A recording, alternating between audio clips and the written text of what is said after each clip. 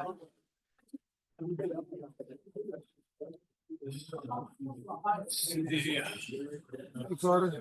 Hey, how's it going, Steven?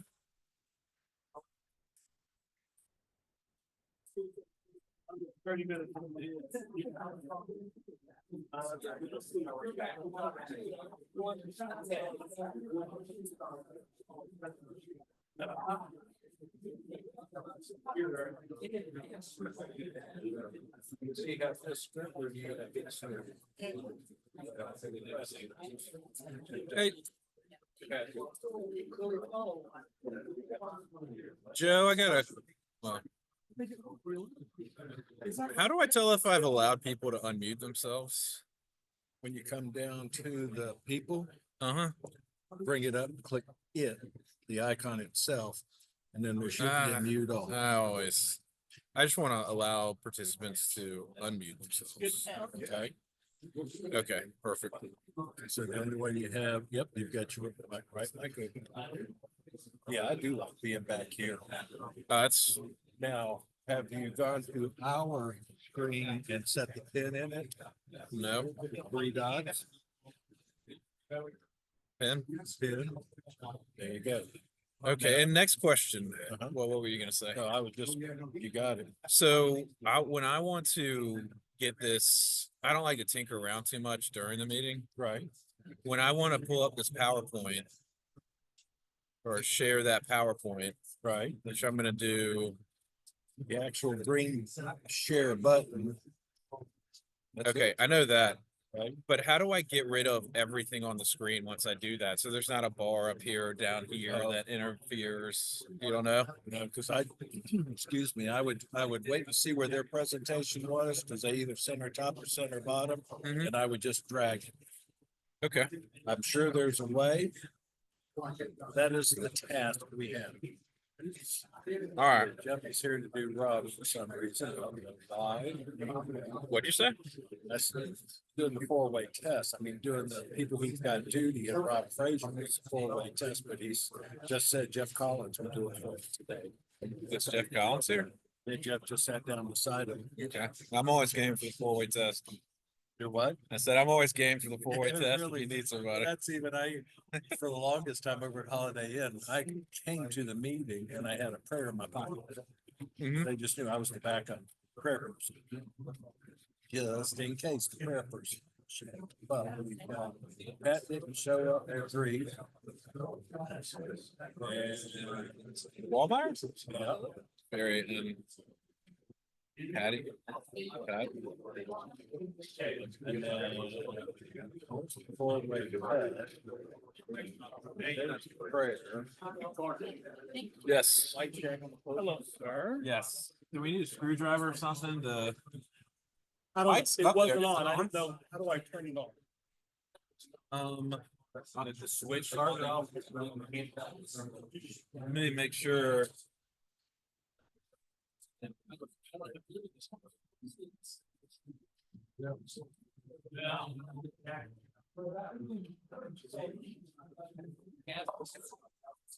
Here we go. Yeah.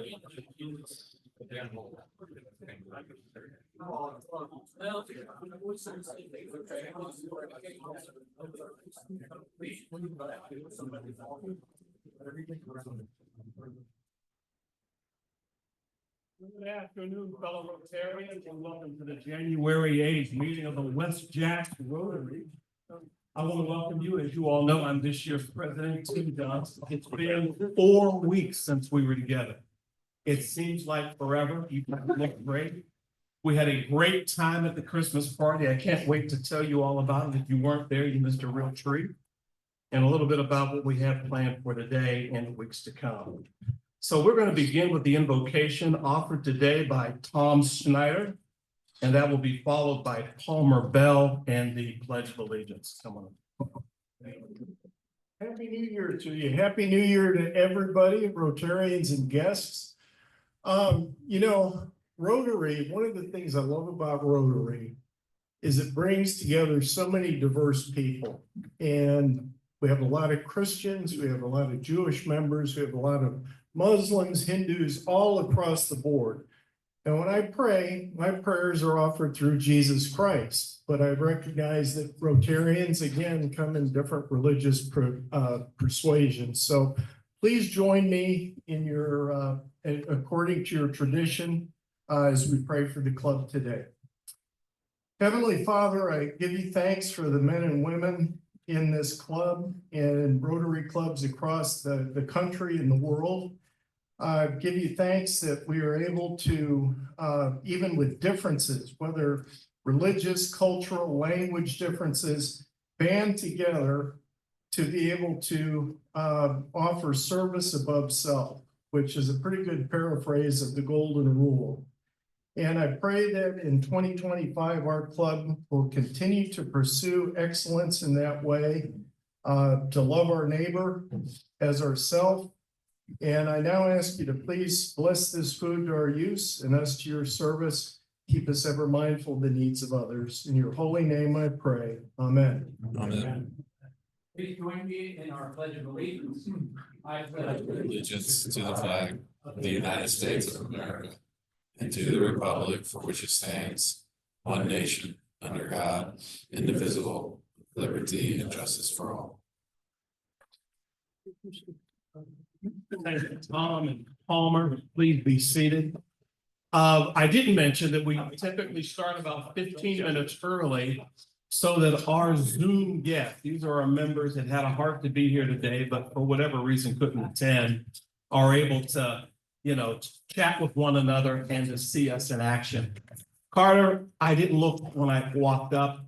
Who do we have participating via Zoom today? Anyone in particular? That's a good question. Let me pull it up for you real quick. All right. We have Gigi Carroll, who's waving to us right now. All right. Hi, Gigi. Jerry McCool, Jerry, I thought I saw Jerry. Micah O'Brien, and Tim Alters. Excellent, excellent. Everybody say hi to Mike and Gigi and Jerry and wish them all well. Wish they could be here. We're going to get into the pop-ups for today. But before so, I wanted to remind you all of the amazing time we had here on the 11th of December.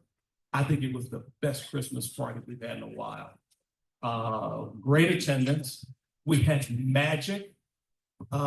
We celebrated, you all know that we have one of our own who's going to be part of the board of directors for Rotary International. We have a new district governor that's in the batter's box, and we crossed the threshold toward our goal of raising $1 million for the Rotary Foundation. I believe we raised $2,000 on that night to put us over that threshold. It was just a wonderful time. I also had a especially good time. Mrs. Johnson was here with me, and the police and the firefighters trust fund had their party next door. And so I did my pregame over there. And so I was ready to roll when I came in here and started to officiate this meeting. It was a great time. Okay, I'd like to welcome up and introduce our newest member. I'd like to ask past President Ike Sherlock if he would please bring up Tanner Lee to the front. Audible, Tanners? All right, thank you for that. Then let's go on to our blue badge exchange. You all see that I have a president's badge. Blue badges are what our members wear, but before they become full-fledged, they're wearing a red badge. And after they get through kind of the orientation of preliminaries, they transfer to a permanent blue badge. So I'd like to ask Katie Quackenbush to bring up her dad, who is past president of the South Jacksonville Rotary, Jim Lanahan. Bring him up to the podium with you so that we can present you with your new badge. Everybody make her feel welcome.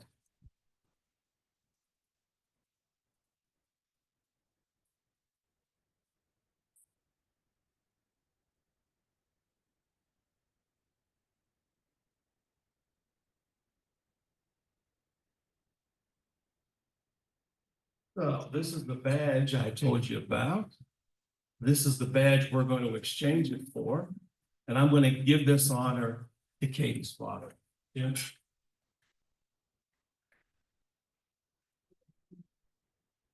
This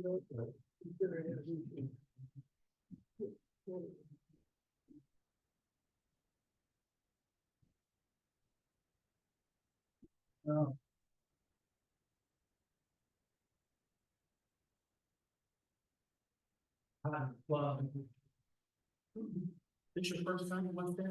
No, no. I did a program with West Jax about 15, 20 years ago. And I had a ton of friends, and those of you that remember Bob Kidd, I'm having a beer with him tonight. So I'm still associated, still involved, still engaged, and still vertical. Katie, I want to give you about 30 years ago, this little girl that was about 6 or 7 years old took off from Assumption School, walked all the way home, unbeknownst to her mother or father, me. And I thought, what an adventurous new face this is going to be in the family. And since then, she's always astounded me, always been ahead of the curve, always trying new things. She's going to be a great addition to this club. Welcome, Katie.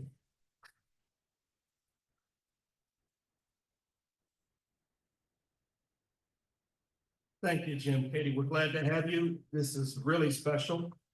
We've got Katie, we've got Tanner, I understand, is here now. Ike Sherlock, come on up. This is past president Ike Sherlock. You were instrumental in getting this young man to become one of our newest and youngest Rotarian members. Tanner, thanks, buddy.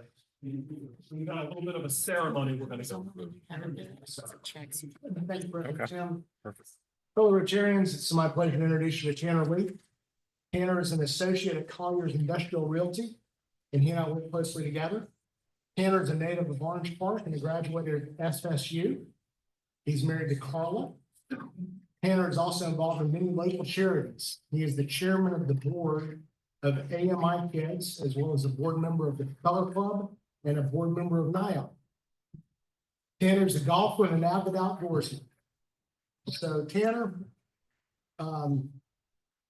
you have been elected to membership of the Rotary Club of West Jacksonville because you are a leader in your vocation. You exhibit the qualities that make you a leader in the community, and you have demonstrated a desire to serve others in our community and around the world. You are already exemplify the Rotary motto, service above self. So, fellow Rotarians, let me introduce you to the newest member of the Rotary Club of West Jacksonville, Tanner Lee.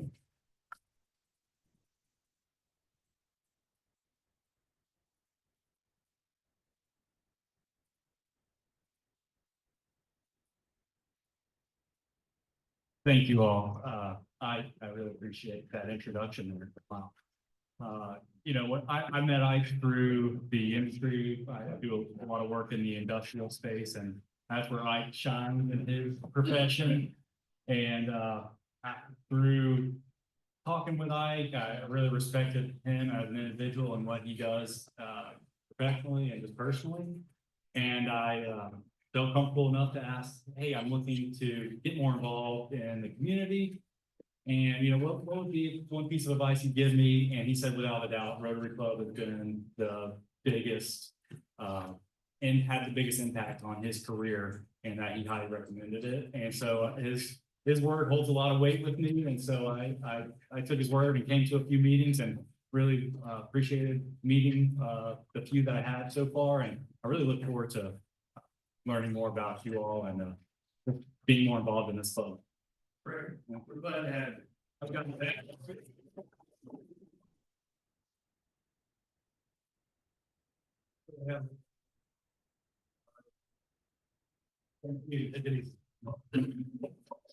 Next, I wanted to bring past President Ed Lombard up. Ed, I'm getting you at a bad time. I'm sorry. I see you got a plate in your hands. It's real easy. You want to do the football pool? This last one of the season, been a fun year. Congratulations to Vince Coyle. All right, Vince, congratulations. Here you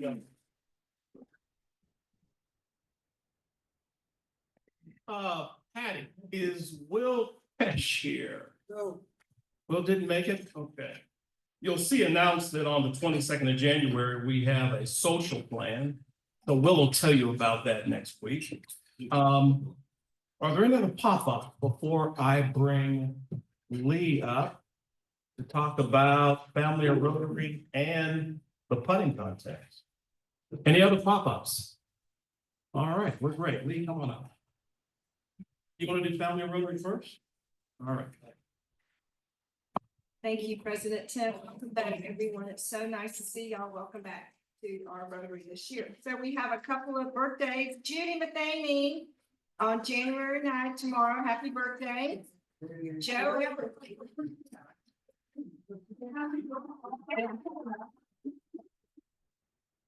I think Judy's 39 or 38. It's 39. So the second youngest. All right. All right. And then next one. On January 12th, happy birthday, and Ken Baker on the 13th.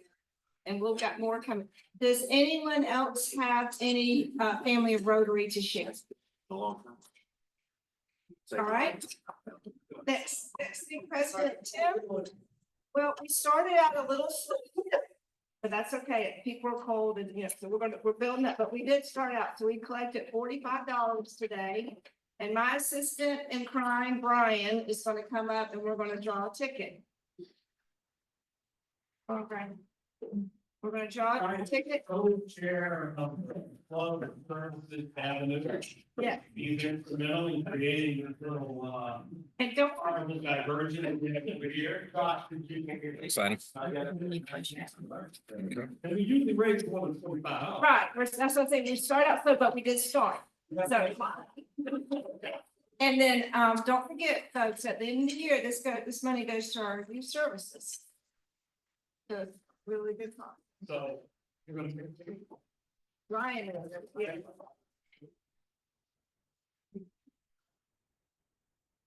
Then if you are the lucky winner, you get 2 putts and you gotta make a hole in one to get your half of them. Ticket ending 4704.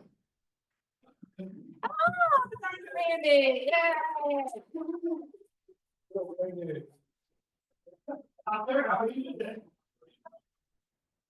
Oh.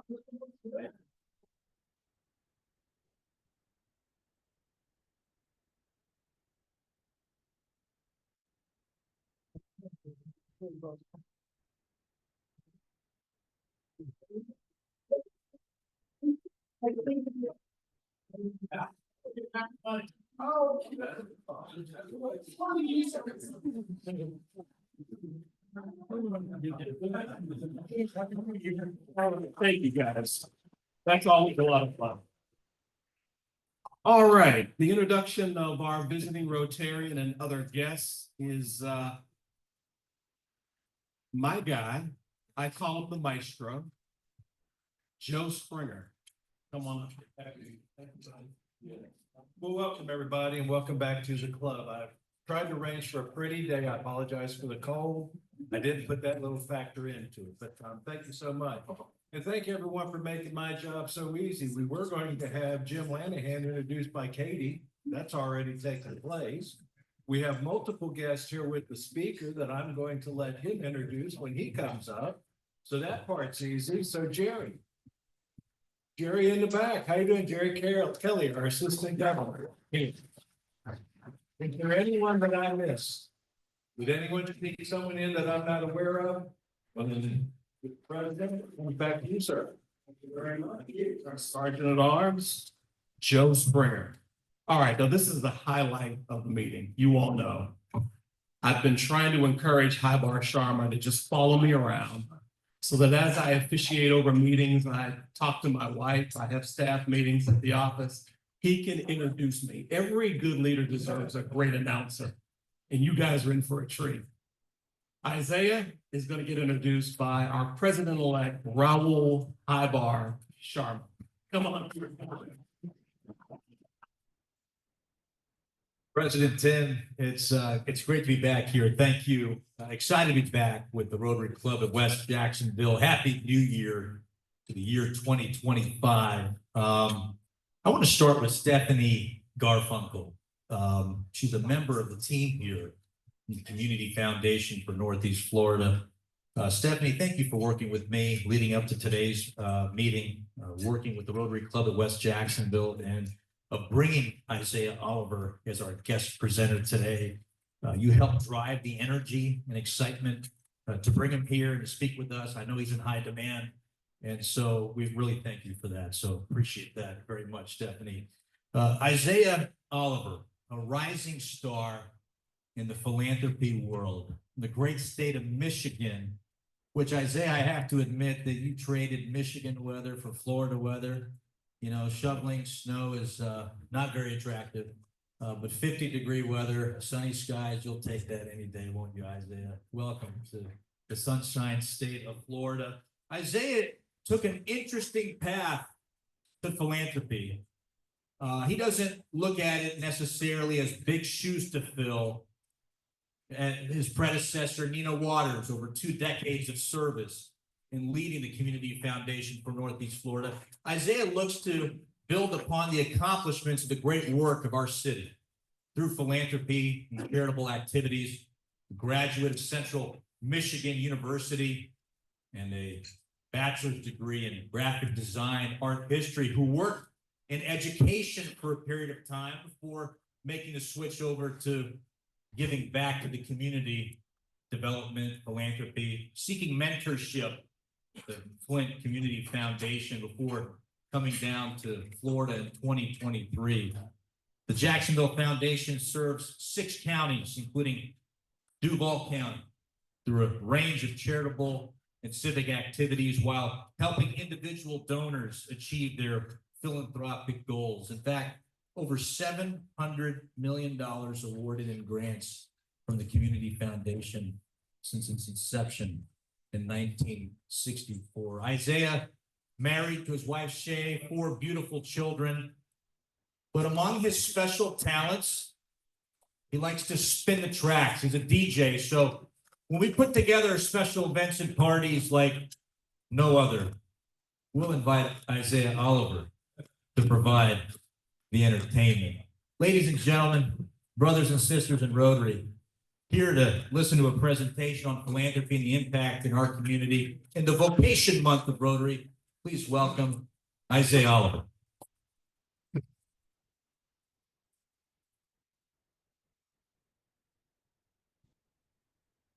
Tim, you're right. I need to bring her over wherever I go.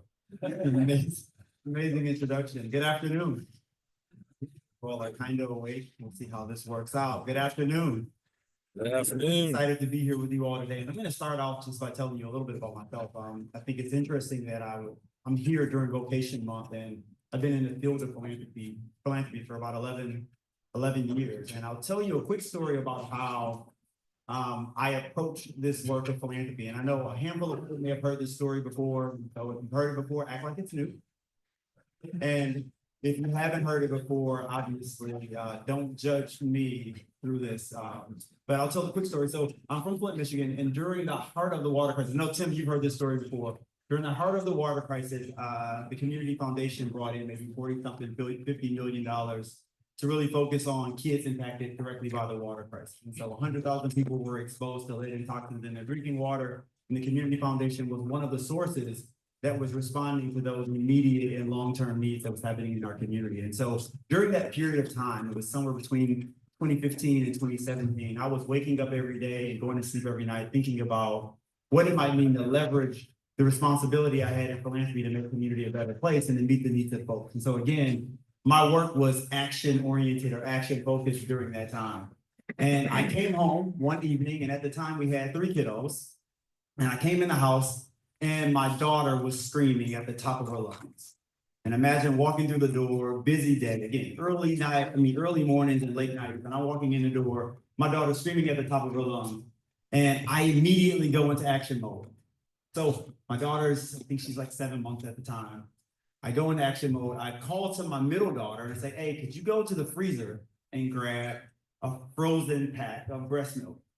So she goes and she grabs the pack of breast milk. She brings it out. We fill up a bowl with water. We put it in the microwave. We hit 3 minutes on it because what is happening is baby's crying. We know what the problem is. Hit 3 minutes, 2:59, 2:58, 2:57. My wife comes up from the basement with a laundry basket of clothes. She immediately drops the basket of clothes. She goes into the living room where baby's crying. She yells to my oldest daughter. She says, hey, could you grab me a diaper? My oldest daughter grabs the diaper. My wife walks over to the couch where baby's screaming. She unopens the diaper of my youngest daughter. She immediately stops crying. She looks to my middle daughter, she says, "Where's your dad?" She said, "He's still standing over there by the microwave waiting on him to go off." And in that moment, I realized two things. One, there's a fully operating system happening in my house. Two, I'm not part of it. And that has shaped my approach to not only philanthropy, but my vocation and how I engage in the work. There's a fully operating system happening here in Jacksonville. There's people who have been doing this work for a number of years. The Community Foundation has been around for 61 years, kind of leaning into this work of philanthropy. The field of organized community philanthropy has been around for 111 years now. So there's a lot of work that has gone into this. So my job is to understand what has happened, not to come in and, to your point, Raul, and fill shoes, but to build on the amazing foundation that's been set. And to not do to and for folks as we're engaging in this work, but to do with them. And so again, this experience with my family is only indicative of how I engage in the work. And a thing that I learned, I did come into that room that day thinking I was going to do to and for my family. But again, my wife had it organized. And as many of you fellas know, that's the way life works. The wives typically have it organized and we step in and mess it up. That said, I'm going to talk a bit today. And I'm going to wonder if I should do this or not. Stephanie's giving me a good look. Okay. Okay. Go ahead. I can do this? Okay, perfect. So I'm going to talk a bit about the Community Foundation, the work that we do. If we broke this, Stephanie's going to pay for it. I'm sorry. But we're going to talk about the work the Community Foundation does. I'm going to walk through a few slides, and then hopefully we're going to get to some Q&A. But I'm going to start by just thanking Tim Johnson for the invitation to be here. Thank you so much. Tim is actually not only the president here, but he's also the chair of our A.L. Lewis Black Opportunity and Impact Fund, a collective impact fund at the Community Foundation for Northeast Florida. And he's leaning into some amazing work in that space. They just made a few $100,000 in grants last year, and they're going to continue to do that work. And this is an opportunity for folks who care about the communities impacted by that fund to kind of lean in and collectively give. So we're thankful to Tim, not only for inviting me here today, but also for his work on behalf of community and his work with the Community Foundation. I'd also like to thank the team of the Community Foundation who is here with me today. So as we lean into Q&A, you'll get to hear some answers from me, but I'm easily going to throw some of these questions to the amazing folks in the room. So you already know our Vice President of Comms, Stephanie Garfunkel, who's at the front table, our Vice President of Community Leadership. And I'll talk a bit about what community leadership and civic leadership is, but Wanda Willis is with us today, our Director of Development. Socrates Rivers is here with us today, and he will be the person that's going to be hounding you all about gifts when we get done with this.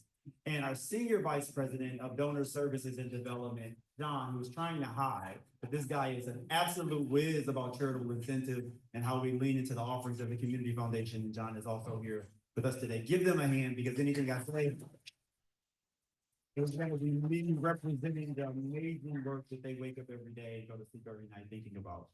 And I'm going to close here in this round of introductions and who we are by talking a bit about a QR card that we're going to, we didn't do it. So I'll talk about it at the end.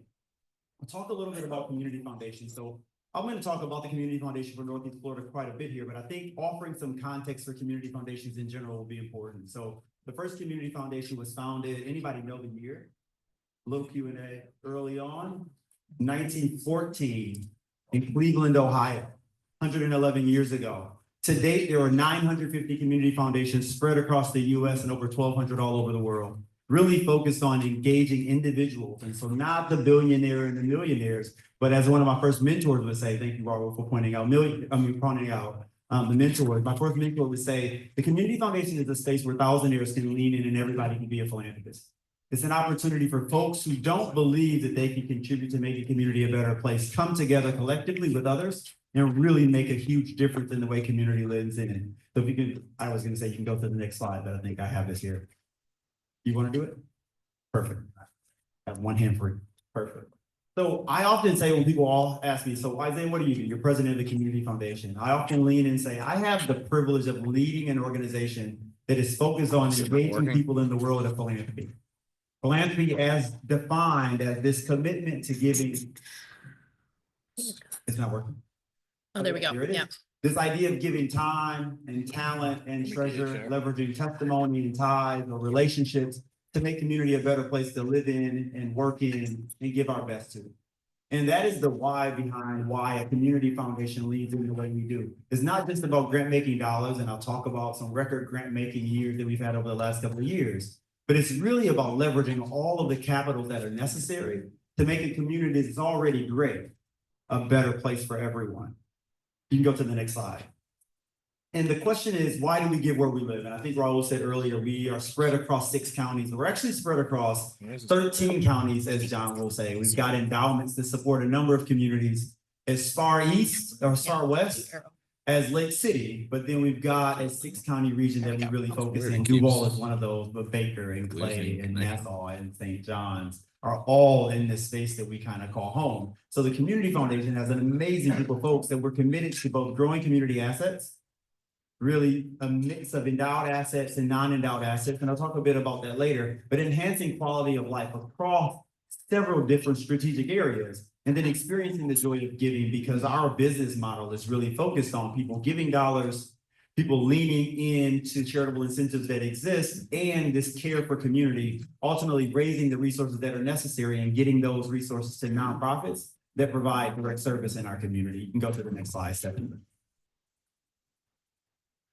So if you think about the mission of a community foundation, our mission is about stimulating philanthropy to meet community needs. And this increased philanthropy in our region is going to make a big difference in filling the immediate gaps that exist. Anybody know the city's operating budget, city's annual budget?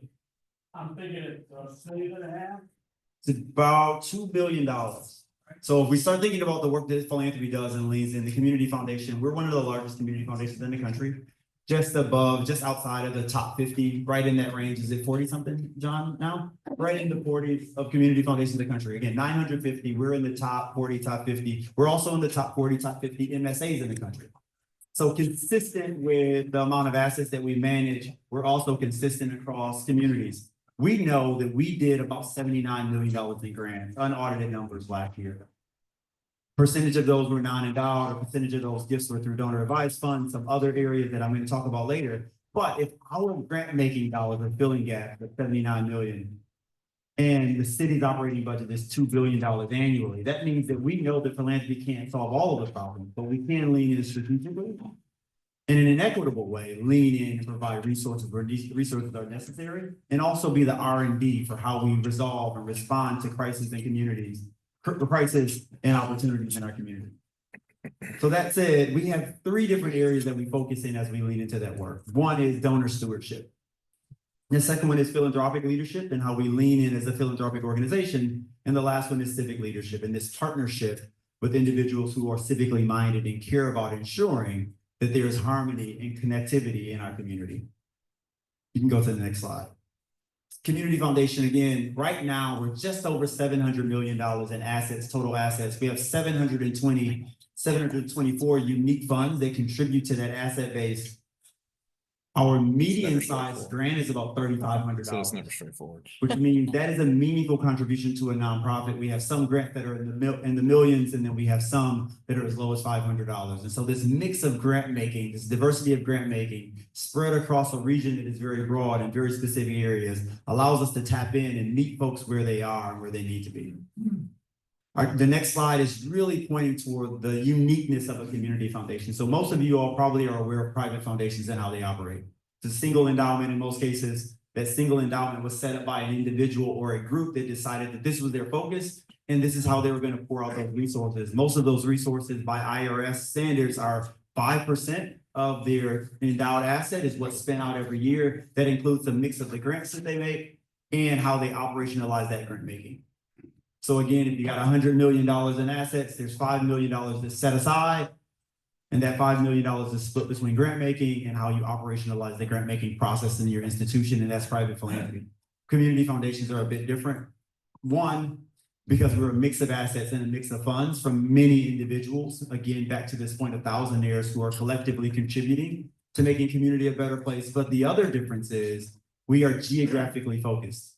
So the Community Foundation for Northeast Florida is focused on the 13 counties that I mentioned earlier. Again, thousands of donors that are contributing, but those assets are managed by individuals who are connected to this community in meaningful ways. And so we have 15 or 16 staff members. Oh, you went past that slide. 15 or 16 staff members that live here, right in here in the 16 county, the 13 county region. We also have 30 staff members that also live right here in this region, and they are folks who either were born here, raised here, or professionally connected in this space. And so they allow us to ensure our governance structure maintains connectivity to the grant-making purpose that we have as an institution. Now you can go to the next slide.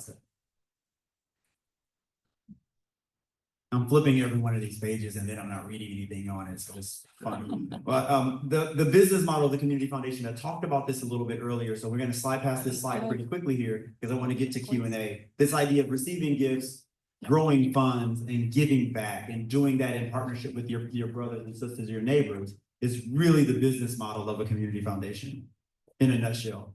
There's several opportunities for community foundations to lean in, and several different opportunities for donors to give. And so I'll offer several different examples.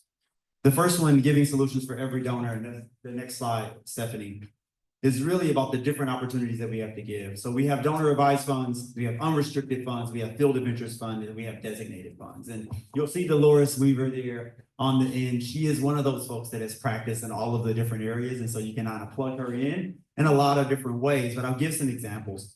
Sheriff Nat Glover has a donor advised fund. Donor advised fund is one of the fastest growing tools leveraged in philanthropy today. Anybody know how much money is stored away in donor advised funds across the country right now? 10 trillion. Yeah, that's a lot. It's about $250 billion stored away in donor advised funds right now. And that is both charitable donor advised funds that are held at community foundations, donor advised funds that are held at Vanguard and Fidelity, and Schwab and other institutions that are anchoring these. But that is the most popular tool in the field. Right now, the community foundation has a mix of those donor advised funds, but those donor advised funds allow donors to have the greatest flexibility into funding things that they care about, that they're lifting up, sometimes in partnership with the community foundation, and sometimes they're using a very transactional system online to go in, decide where they want those grants to go, and making sure that the nonprofit that they want to receive it is in a position to receive those funds, has the capacity to live into the commitment around those funds. But a large percentage of our grants are made through donor advised funds. Again, I think I mentioned $79 million in grants. Our discretionary grant making budget at the Community Foundation is about $2 million. Last year, we did $79 million in grants. About 70% of those grants were made through donor advised funds, or 70% of those assets were donor advised funds. About 90% of the grant making was through donor advised funds. And so that's the fastest growing tool. And Sheriff Nat Glover is leveraging that tool to do grant making in the local community in ways that resonate for him and his family. There's also this idea of unrestricted grant making. And so one of my predecessors, Andy Bell, would say, this was the gift that allowed him to have a platform in community long-term and forever. Because the founder of Swisher Sweets, or Harold K. Bud Smith, left an unrestricted gift to the Community Foundation, knowing that, one, as generations continue to pass, there was going to be a group of folks at the Community Foundation that were going to be clearly better understanding this the community, the landscape, the issues that exist, that as they evolve, and be ready to respond to those issues. And so he left $1 million gift, if I'm not mistaken. John, am I right here? 4? Actually, it was 4 when he died, and then there's another 5 that's a charitable remainder for us. So 9. $9 million gift that allowed the Community Foundation, and it was endowed, so it allowed the Community Foundation to really be thoughtful about what the problems are going to be in this community, and have some of those unrestricted assets to deploy to those challenges. And so that's another way you can lean in. You can lean in, one, by saying, I want to be actively engaged in the grant making process and make decisions that align with me and my family's interest in philanthropy, and the Community Foundation can support you in that. Or you can say, I trust the Community Foundation to acknowledge and uncover issues that might exist, and I'm going to delegate authority and responsibility to the Community Foundation for continuing to unpack and understand what those issues are. And Harold K. Bud Smith leaned in that way. Joanne Chris Eller also left a fund. It's a field of interest fund. So this is where you lean in and you say, you know what? I'm going to offer some flexibility for the Community Foundation to respond, but I'm going to have them respond in a way that works for me. So I care about animal welfare. So I'm gonna set up a fund that's focused on animal welfare, and this percentage of the assets that are left are gonna be spent every year in that way. And so the community foundation, I'll tell you, the way we go out of business is the day someone leaves a field of interest and they say, this is what we want it left for, and we start doing whatever we want. And so the reality is when you leave a field of interest fund that is focused on left-handed golfers that graduated from Bowles High School, and we started wanting to give it to right-handed golfers that went to Reebok, is the day we start to go out of business. But this is what the field of interest fund is about. It's really about the donor deciding whether they want those dollars to go, and how the community foundation facilitates through our partnerships with nonprofits, how to get those dollars out. The last one is designated. And so there's a couple of variations of designated, but it's really a designated purpose and mostly a designated agency. So if an organization like Boys and Girls Club has a designated fund set up for them, Dolores can set up a fund for the Boys and Girls Club, and every year she puts away, I'm going to use round numbers, $100 million. 5% of those assets will go, or 4% of those will go to the Boys and Girls Club year over year to make sure that they can continue to live into mission and purpose. And so long as they're in business doing that work, Community Foundation will transactionally at one point in time in the year that we'll agree on annually make a grant to support the Boys and Girls Club based off of that designated gift that was set up by a donor who cared about that particular organization and the purpose and mission of that organization. And I'm leaving room for questions here because we're going to start moving here. Philanthropic leadership, if you don't mind. Community Foundation also, after being around for 111 years nationally and 60 years locally, also finds that it's our responsibility to make sure that folks are engaged around what philanthropy is, what are the growing trends of philanthropy, how are we leaning in, what exists in our community in these spaces. And so we have several programs that are set up and aimed at ensuring that people continue to understand what is happening in the field, what does philanthropy look like today in 2025, a few days into 2025, and how is that different than what we've learned over time. And so we have a Women's Giving Alliance. Anybody heard of the Women's Giving Alliance? For the last 20 years, this group of women that's grown from being a handful of women around a table to 550 plus women that are coming together. Their last annual grant making was about $750,000 in 1 year. Over the last 20 years, they've done $10 million in grants every year. They're coming together, they're doing $1,500 per woman, and at the end of the year, they're coming together and deciding where they're going to grant those dollars out collectively. That's a collective impact circle or collective giving circle that we host at the Community Foundation, but it's a way for folks to give collectively with others. They don't have to start a donor advised fund initially. The designated distributions that we talked about earlier, the field of interest is out of the window. It's about partnering with other folks who care about the same things and collectively deciding where you're going to fund and how you're going to move those resources. Very similarly, the Beaches Community Fund does something very similar. This is a group of folks who care about what's happening in the Beaches community. They're still under the Community Foundation umbrella. We count those resources alongside this collective set of gifts that come into the Community Foundation, but they're families, 30 plus families at the beaches that are coming together, identifying where issues or gaps exist in the Beaches community, and then they're delegating resources collectively to address those issues that exist in the beaches.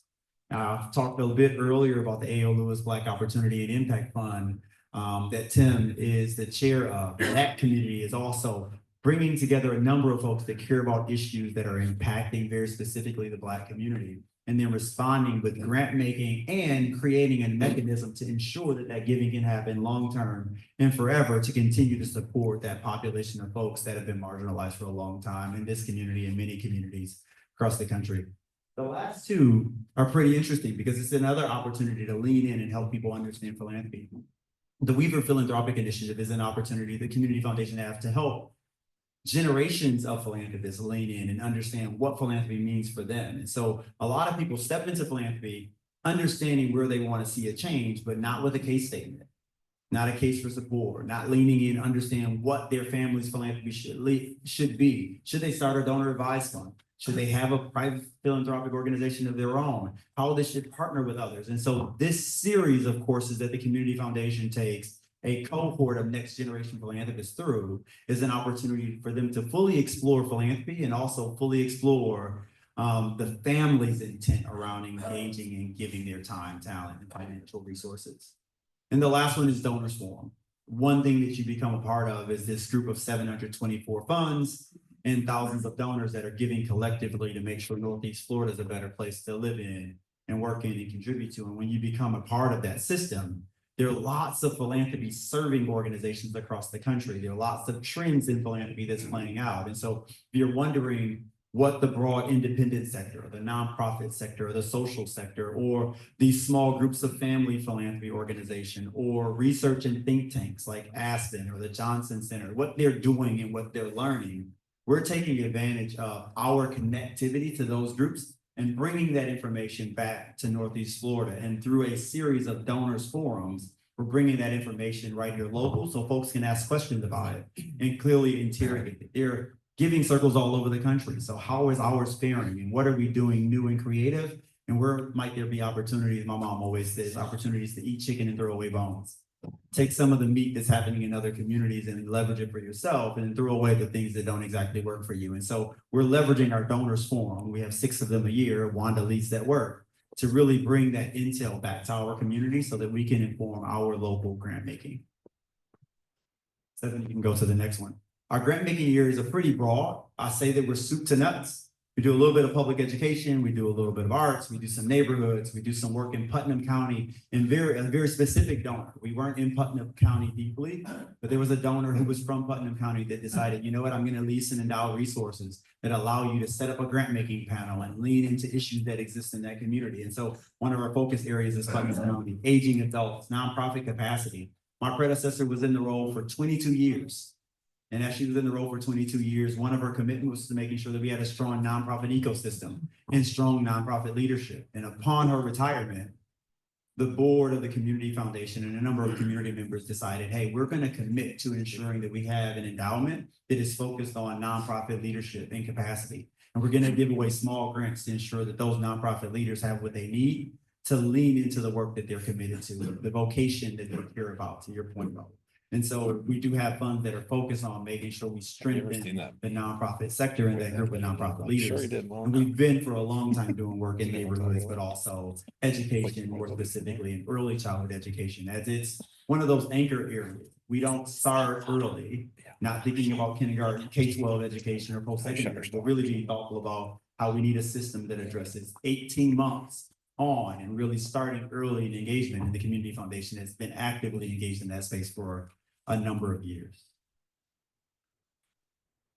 The next one is Wanda's slide. It's all about civic and community leadership. And I think the question here is, after doing this work for 111 years as a national set of organizations or locally for 60 years, when you give away money, when you give away $750 million in grants in the community, you received over $1 billion in grants from this community, you're working in partnership with thousands of nonprofits, and I'll say that we're like, I say TomTom, then it kind of ages me, but we're the GPS, right? We know the nonprofit leaders. We've got nonprofit reports from a number of organizations who have received grants from us. We know those leaders personally. We can call them up. When you've done that over 60 years and built that network over 60 years, when you call people, they answer.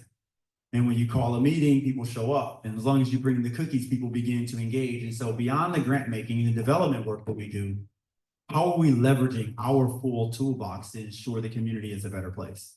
Are we in position where we can call some of our legislative leaders and talk about what it means to partner on these issues of poverty or early childhood education or aging adults or managing things around ecosystem? And there's so many different problems that our donors come to us saying they want to solve. How are we partnered and networked in a way that we can respond to those challenges? And it's really leveraging beyond, again, our grant making, our development capacity, but really being thoughtful about how we leverage the social capital that an organization that has been around as long as we have are in position to kind of lead change. And there are lots of examples, and Stephanie has them embedded, but I'm not going to get to them that way. We have some time for Q&A, but a lot of things were initiated through those early conversations with the Community Foundation. Thrive Scholars is one. This idea of LISC and bringing together an organization that was thinking about the capacity of organizations to lean into neighborhood development. The work that's happening with LiftJax, and I know we didn't bring it, but we were also very, very connected to the work of LiftJax and the work they're doing out east. There are lots of these early conversations about the Quality Education for All Fund that was established around reforming and being thoughtful about education in this community and addressing what I think at one point was like 22 failing schools in Duval public school system. Community Foundation was not only anchored, but its donors and its stakeholders were part of those conversations about what we do to fill gaps in Northeast Florida.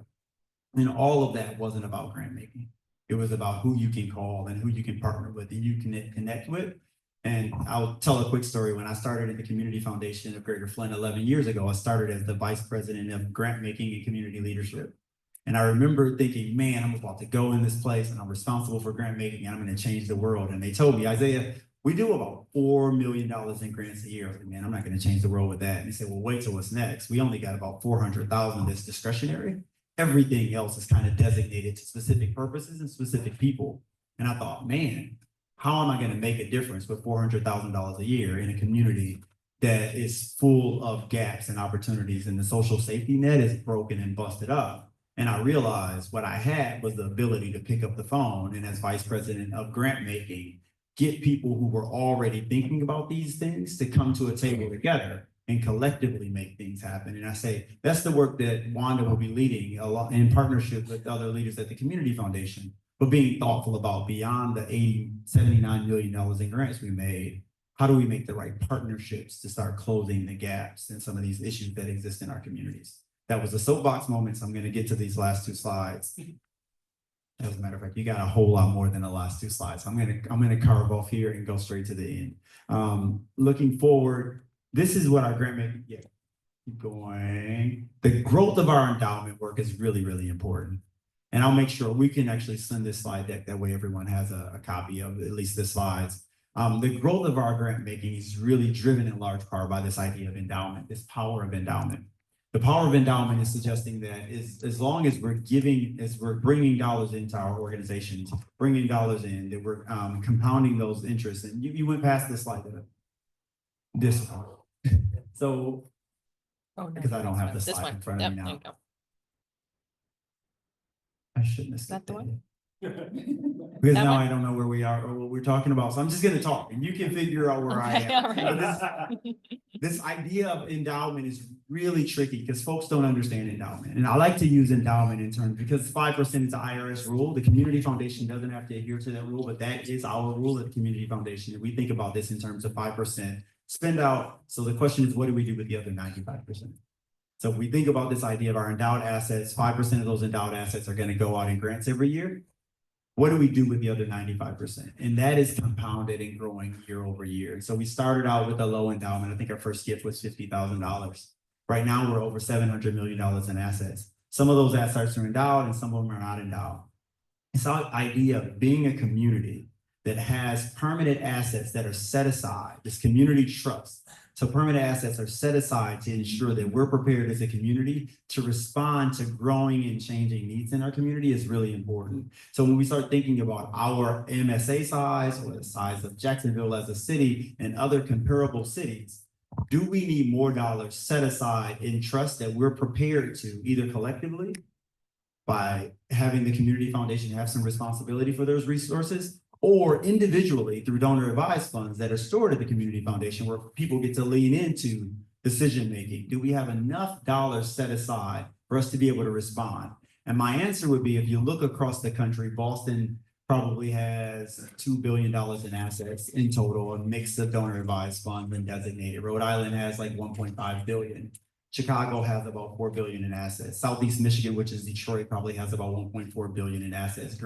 Atlanta probably has, I think they're about 1.8 billion in assets. We're at 700 million in assets. So we get really excited about having dollars endowed and set aside in a trust that we can spend on to make community a better place. But our commitment is to making sure that we're continuing to offer opportunities for folks to lean in their ways, how they want to engage in philanthropy, but also know that the Community Foundation is a trusted source to help steward those assets and those resources to make sure that we continue to meet the needs of a growing community with growing challenges. So I'm going to stop there. I'm also going to look to Wanda and Socrates and John and Stephanie as we engage in some Q&A. There's plenty of things that I left out. This is probably an hour conversation. And we've set aside 30 minutes. Thank you all for setting aside 30 minutes to talk about it. But we've got about 7 or 8 minutes left where we can do some Q&A time. Well, we appreciate you coming and speaking with us. Could we give a hand for our speakers? I know there have been some interest questions concerning the right-handed golfer and how we apply for that. Let me know if you need to get our slider. Do we have questions that I can come to you right here? Thank you for speaking. What would you say the number one unmet need in Jacksonville is? I think it's an underlying issue of poverty and how poverty is spread out. I think as I've been here for over 500 days, so I'm still learning and a better understanding this community. But what I know is this is a collective community. It's like a community of communities, like 200 unique communities who have different needs and different. And so I think this idea of engaging each community around their needs is going to be an important way of addressing this. But one thing that continues to bubble to the top is affordable housing and homelessness. This idea of an education system that is preparing our generations of learners to meet the growing needs and demands of a changing economy. I think those are things that we have to pay very special attention to because we're growing as a city, our industries are shifting and changing, and we've got to make sure that not only at the earliest years, think about early childhood education or our K-12 system that is a mix of folks that are representing privates like Bowles or public schools like DeVaul Public Schools or Episcopal and others. But then beyond that, how is FSCJ and UNF and JU really leaning in to continue to meet the needs of a changing and growing economy? And there are plenty of spaces there for philanthropy to lean in, one around scholarships, but two around protecting and supporting those institutions as they provide two things. One, the best quality education in those classrooms and getting students or adult learners to the classroom in the best condition for learning, which means that we have to address issues of poverty and access and transportation. And so I think if I were leaning in anywhere, that's really broad, but I think that's a focus area that's going to be really important and touch all of our industries. Here. So you mentioned we've been around 60 years. How did we get started? Who were the group of people that started it? So 60 years ago, and I'm going to throw to John here, but 60 years ago, there were community foundations across the country. There was this growing group of community foundations across the country at the time. And there's this bubble. If I had the pie chart, it's like community foundations were growing, and then there were some incentives that were playing out. There was one around donor advised funds that I think was like 68 or 69. That exploded. Ours was just before that. So there were some folks, and John, you will know the exact. You're looking, do you? Well, Chef, this is a question, because Chef knows all. But, Okay. but we were, the community foundation in Jacksonville came out of a chamber trip to either Columbus or Cleveland. I can't remember which one it was, but Tom McGee was on that trip. And they kept throwing all these different things that the community foundation had funded. We'll say it's Columbus and just to make the point. The Columbus Foundation, West is Columbus Foundation.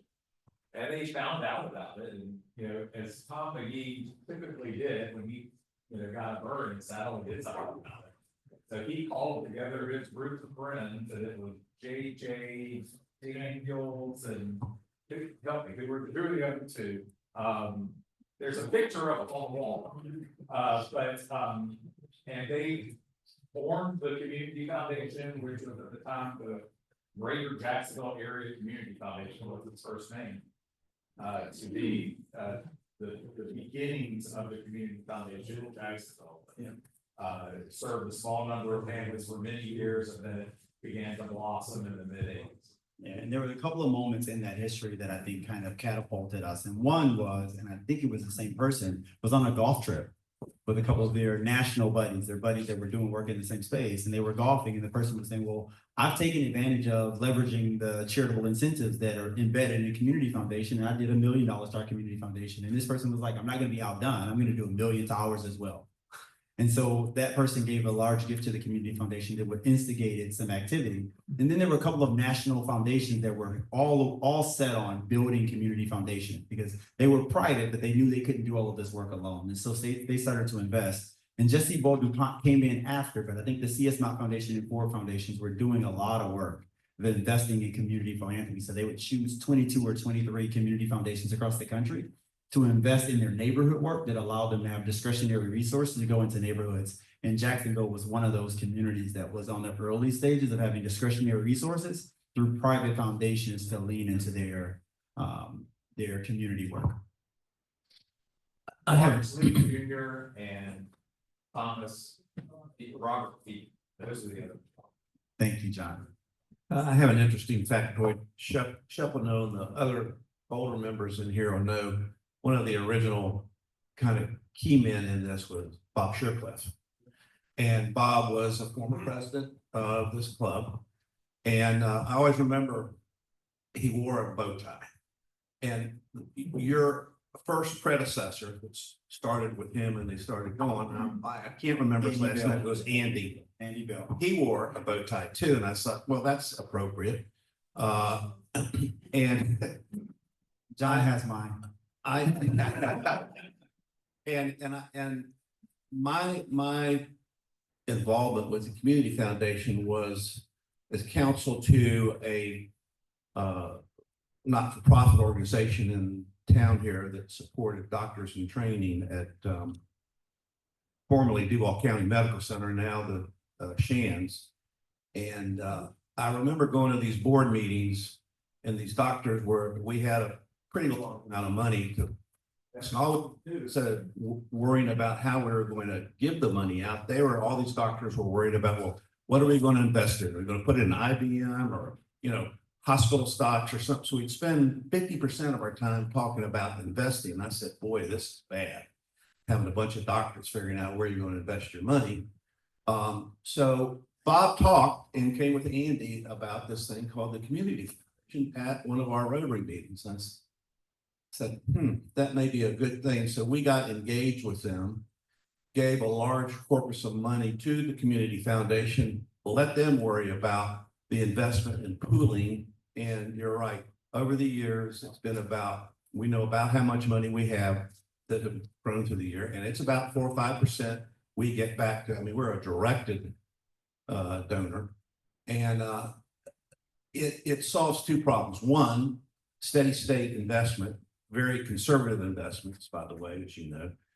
And the other thing is, what happens if this group of individuals lose interest in just doing what we do? So the Community Foundation would step in under the contract we had with them, take over, look at our charitable purposes, file with the state, and continue on. So it's really a multi-pronged thing that you provide, and it's been a very good solution for our local group.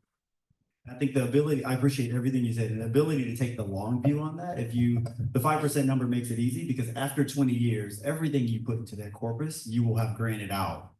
And you'll be able to look clearly and see what the gains were above and beyond. So now you'll still have what you put in, plus the interest earned over time. And so that's a good way to kind of look at progress, but taking the long view is really important.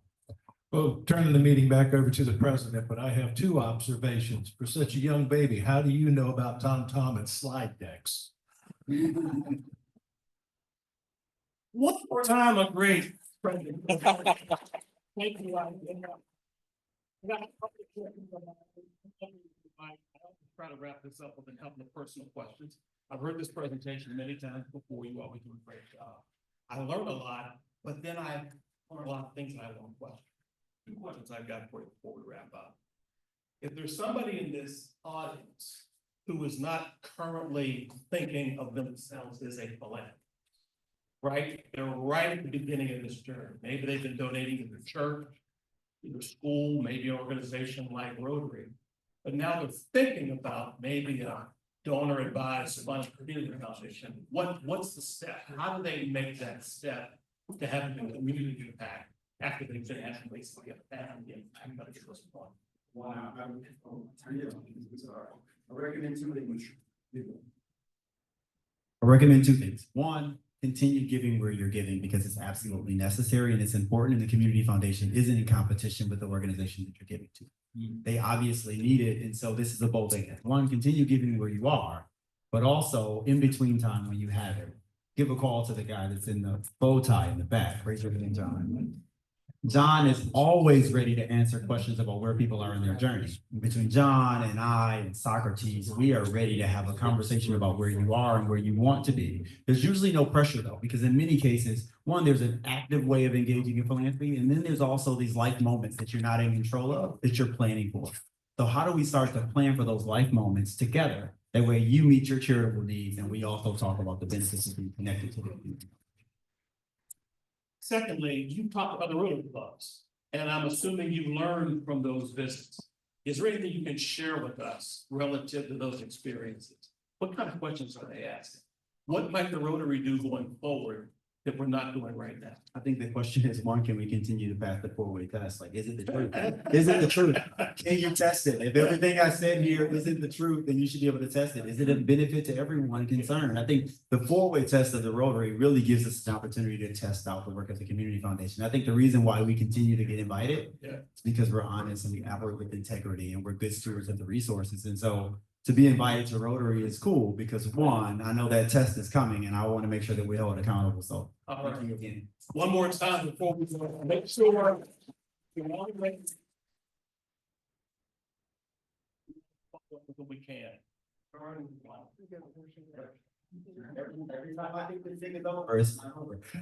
So Wanda Willis is our Vice President of Civic and Community Leadership.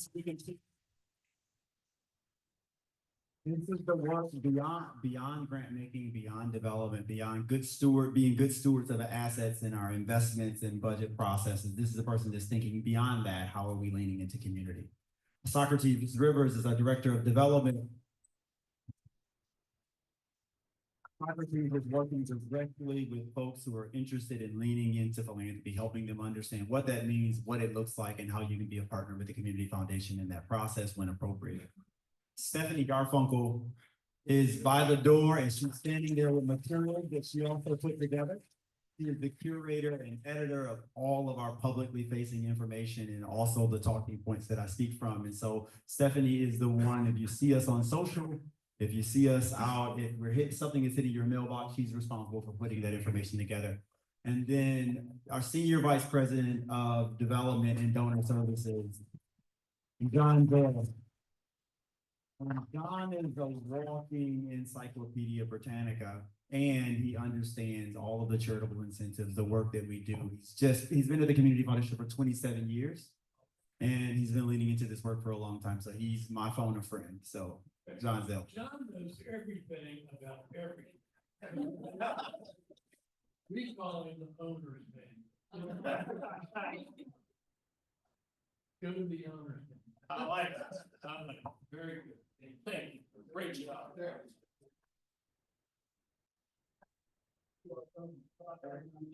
You started with the QR code.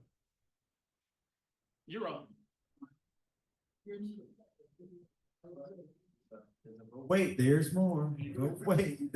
So these are QR codes.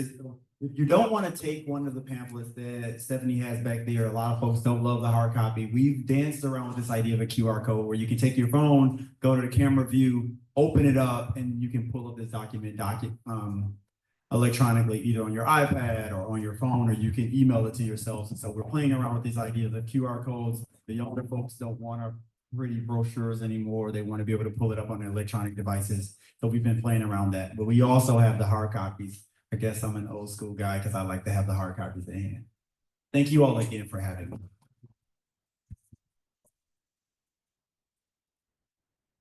All right, everybody, as we come to our end of our program, please join me in thanking one more time our speaker for the day, Isaiah Oliver.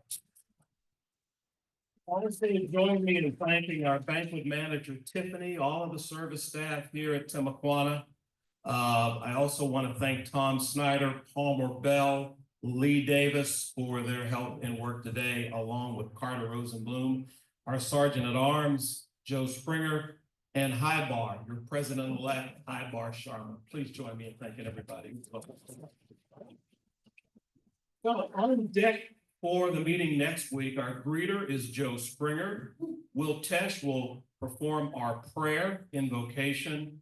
Randy Thornton, the pledge, and the four-way test will be Charlie Betzner. Upcoming meetings, we've got Eric Mann, CEO of the YMCA, is our speaker next week. We will have no lunch meeting on the 22nd of January. That's when we'll have our evening social, which you'll hear more about next week. Our annual meeting, mid-year assembly, is the 29th, and we have no meeting the week of February 5th. That is our service week, and you'll hear more about service projects that are coming up. So please stand as Jeff Collins leads us in the four-way test of the four things that we do as Rotarians, four things that we think, say, and do. Jeff, are you here?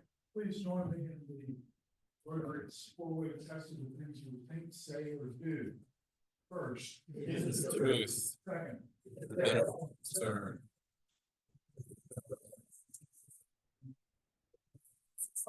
Concerned. Thank you, everybody. Let's get out there and make some magic. Have a great week.